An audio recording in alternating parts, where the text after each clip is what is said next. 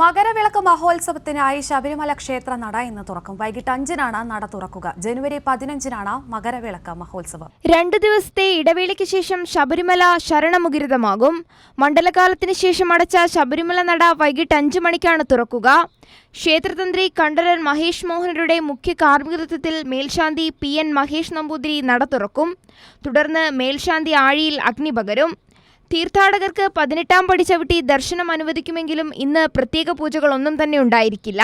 ഇന്നേരം സാധാരണ പോലെ 5 മണിക്ക് നട തുറന്ന് എല്ലാ മാസത്തെയും പോലെ 13-ാം തീയതി മുതലാണ് ഈ ഉത്സവത്തിനോടനുബന്ധിച്ചുള്ള ശുദ്ധിക്രിയകളൊക്കെ ആരംഭിക്കുന്നത്.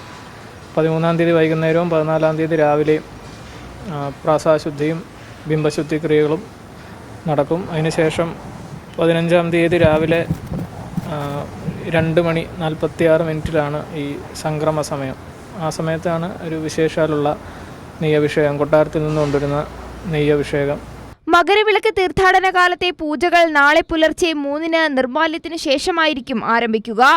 ജനുവരി 15-നാണ് മകരവിളക്ക്. ജനുവരി 20 വരെ ഭക്തർക്ക് ദർശനത്തിനുള്ള സൗകര്യമുണ്ടായിരിക്കും. മകരവിളക്ക് മഹോത്സവത്തിന്റെ ഒരുക്കങ്ങൾ വിവിധ വകുപ്പുകളുടെ നേതൃത്വത്തിൽ പൂർത്തിയായതായി ദേവസ്വം ബോർഡ് അറിയിച്ചു. കൈരളി ന്യൂസ്, പത്തനംതിട്ട.